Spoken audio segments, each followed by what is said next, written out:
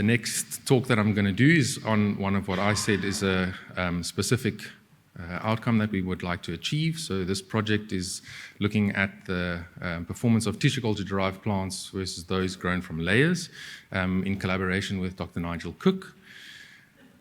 Before we sort of get into that, we also need to ask ourselves, why does this comparison even matter? So there's root architectural differences between tissue culture and layer bed plants. Tissue culture plants tend to have more fibrous roots, whereas a layer bed plant has got more structurally developed, deeper root systems. This can have physiological consequences. It can impact, for instance, transplant shock. It can impact nutrient uptake. It can impact anchorage. All of these things we need to test to make sure or determine whether these differences can have an influence. The differences in uniformity and nursery output efficiency. So tissue culture has the capacity to produce large volumes of trees, relatively uniform output, although it's not to say that uniformity at the lab level will transform into uniformity in the orchard level. That will have other consequences such as transplant shock, etc.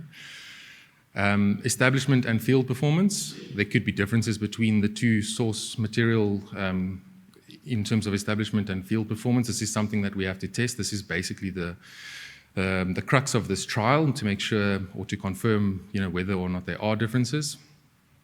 Clean plant material. I think tissue culture being done in a lab has the potential to give you large volumes of clean material. Obviously, it depends on what you start with. If you start clean, then you'll end clean. If you start with virus-infected material in a tissue culture facility and you propagate that out, you'll end up with virus-infected material.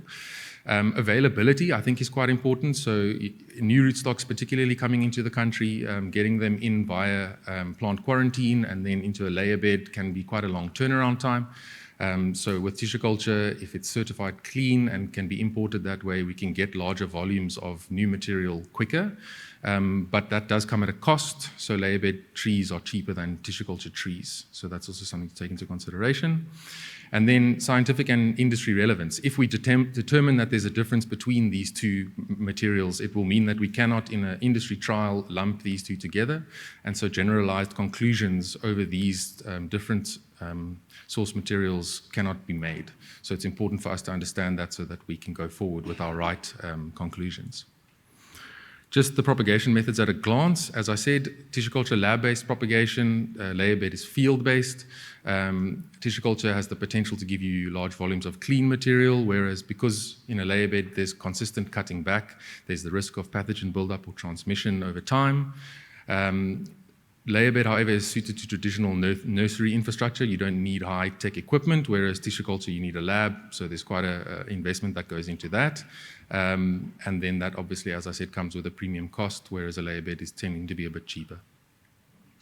The trial setup, we've got two plantings here. The one was planted in 2022, 3 rootstocks, 2 cultivars, 3 locations, each individual trials, 2 treatments. We just looked at tissue culture layer bed, 10 repeats, 3 trees per repeat, and it was a randomized complete block design.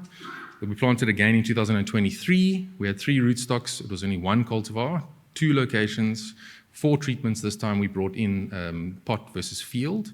There we did 20 repeats, 1 tree per repeat, and it was a complete randomized block design with a factorial layout. What did we measure? We measured tree height, trunk diameter, total shoot growth, and total number of shoots. So we wanted to really quantify the growth after the first year and see whether or not there was a difference between the two methods of propagation. At the end of the second leaf, we measured tree height, trunk diameter. Because the shoots have now grown out, we just measured the diameters of all of the shoots coming off of the main trunk to determine the growth of the tree, with the assumption that a larger branch would have given more growth at the end of that branch. And then at the end of the third leaf, we just measured tree height, trunk diameter, and if the trees have come into bearing, then we measured the total fruit weight off of those trees as well. So the key findings at the moment, at this stage, we don't find obvious differences between tissue culture and layer bed in terms of early establishment. The findings are preliminary. So that picture is 3 tissue culture trees on the left and 3 layer bed trees on your right in their third leaf. We find that tree size at planting looks to be like an important factor. So at this stage, we get relatively small tissue culture trees compared to layer bed trees. This is something that we'll have to take into consideration when we do our analysis, and we'll make sure that we consult the peer work groups and the TAC when we eventually conclude to make sure that our conclusion is accurate. And the comparisons between pot and field are still underway. So we hopefully after this year we'll have better information around that to be able to give an answer there.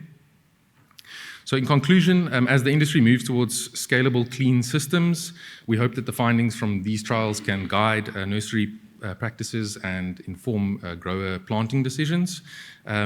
We find that at this stage, both propagation methods can work under viable conditions. And ultimately, I think the cost needs to come down, or the decision needs to come down to the cost versus the return, and what your decision will give you in terms of that.